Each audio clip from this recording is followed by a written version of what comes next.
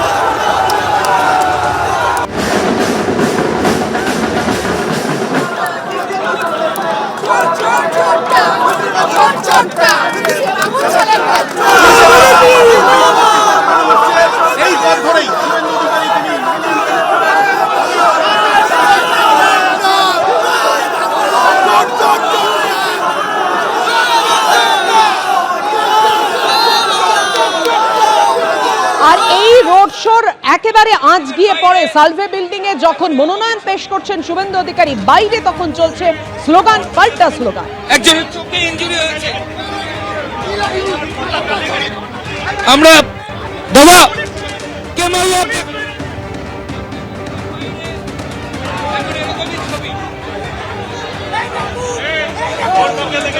একজনের চোখে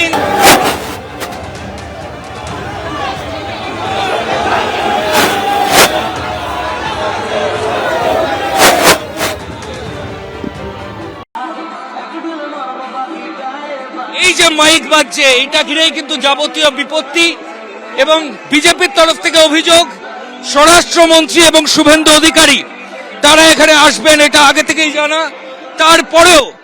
তারপরেও এখানে কি করে এই ধরনের পরিস্থিতি তৈরি হচ্ছে? এই মুহূর্তে শুভেন্দু অধিকারী তিনি ভেতরে রয়েছেন, অমিত শাহ কিছুক্ষণ আগে বেরিয়ে গেলেন। আমি ক্যামেরা পার্সন প্রবীর সামন্তকে বলবো দেখানোর জন্য এই মুহূর্তে বিজেপির তরফ থেকে যারা রয়েছেন একটা উত্তপ্ত পরিস্থিতি তৈরি হয়েছে। বিজেপি এবং তৃণমূল দুপক্ষের মধ্যে কিন্তু এবার সেন্ট্রাল ফোর্স রয়েছে, তারই মাঝে একটা উত্তপ্ত পরিস্থিতি তৈরি হলো। পুলিশ আধিকারিকরা আটকানোর চেষ্টা করছেন বিজেপি কর্মীদের। কিন্তু এই ছবি আমরা দেখাচ্ছি,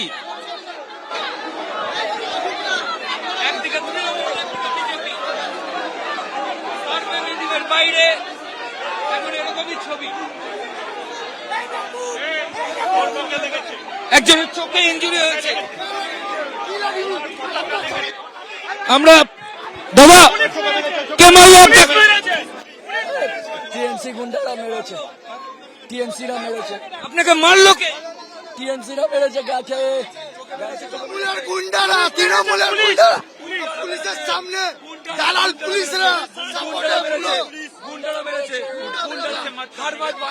বিজেপি কর্মী তিনি শুয়ে পড়েছেন। এই মুহূর্তে আমি ছবিটা দেখানোর জন্য বলবো প্রবীরকে। অন্যদিকে কেন্দ্রীয় বাহিনী রয়েছে, পুলিশের সিনিয়র অফিসাররা রয়েছেন,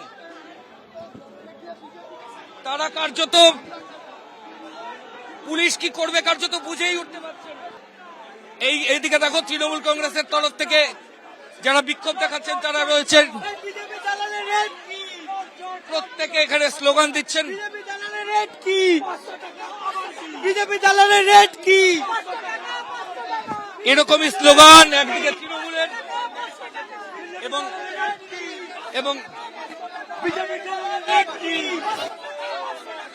দালালের রেট কি, 500 টাকা 500 টাকা। এই এরা সবাই টাকা পয়সা নিয়ে চলে পড়েছে, লোকের হ্যারাসমেন্ট হয়েছে,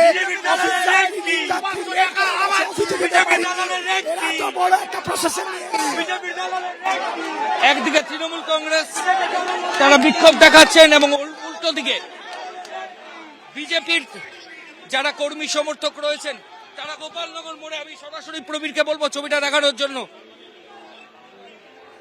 অমিত শাহ কিছুক্ষণ আগে, মিনিট 5 আগে এখান থেকে বেরিয়ে গেছেন। শুভেন্দু অধিকারী তিনি এখনো এখানে আছেন। বিজেপির জমায়েত এখানে গোপালনগর মোড়, সেখানে দেখতে পাওয়া যাচ্ছে প্রচুর বিজেপি কর্মী। কিন্তু বারবার আমরা একটা ছবি বলছি যে পুরো সমস্যার সূত্রপাত হলো কিন্তু স্থানীয়রা যেটা দাবি করছেন এই মাইক্রোফোন বাজানো নিয়ে। এখন একদিকে তৃণমূল কংগ্রেস বিপ্লব মিত্রের নেতৃত্বে যারা যারা রয়েছেন, তৃণমূল কর্মীরা রয়েছেন, অন্যদিকে বিজেপির তরফ থেকে যারা কর্মী সমর্থক তারাও টানা স্লোগান দিলেন। এই মুহূর্তে উত্তেজনার ছবি গোপালনগরে যে সার্ভে বিল্ডিং, সেখানে কিন্তু দেখতে পাওয়া যাচ্ছে অমিত শাহ দেশের স্বরাষ্ট্রমন্ত্রী, তিনি কিছুক্ষণ আগে বেরিয়ে গেছেন, কিন্তু উত্তেজনা এখনো রয়েছে। অর্থাৎ শুধু স্লোগান, পাল্টা স্লোগানে আটকে থাকলো না, তৃণমূল বিজেপি একেবারে মুখোমুখি ধস্তাধস্তি যে ছবি দেখা গেল কালীঘাটে।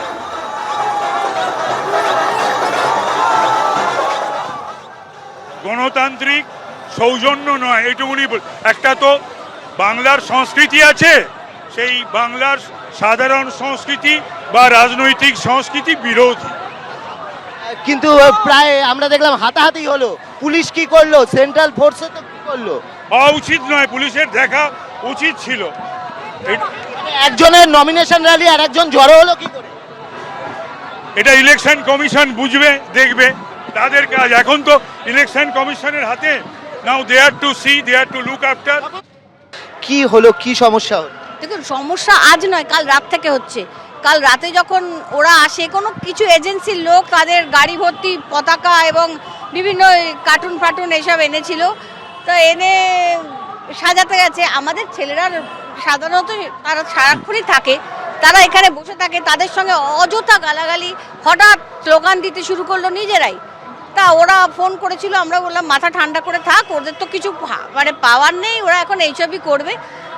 আবার আজ সকালে এরা এখানে, এটা তো একটা র্যালি হয়েছে, বলুন না, সার্কাস দেখানো হয়েছে। কে এসে বলছে কাকিমা মাথা ফাটিয়ে দিয়েছে, একজনকে তো মাথা ফাটিয়েছে, তাকে নিয়ে গেছে। বিজেপির পক্ষ থেকে অভিযোগ হচ্ছে যে শুভেন্দু বাবুর উদ্দেশ্যে বেশ কিছু গান স্লোগান এখানে মাইক বাজিয়ে দেওয়া হয়েছিল এবং তৃণমূলের কর্মীরাও জড়ো হয়েছে। দেখুন, আমরা আমাদের স্লোগানেই রয়েছে যতই করো হামলা আবার জিতবে বাংলা, বা উন্নয়ন ঘরে ঘরে, ঘরের মেয়ে ঘরে ভবানীপুরে। দেখুন, চোরটা তো কে বলছে, কার গায়ে লাগছে সেটা তার ব্যক্তিগত ব্যাপার। যাই হোক, আমরা তো এই স্লোগানই চালাচ্ছি, এই গানই চলছে। এবিপি আনন্দ, এগিয়ে থাকে, এগিয়ে রাখে।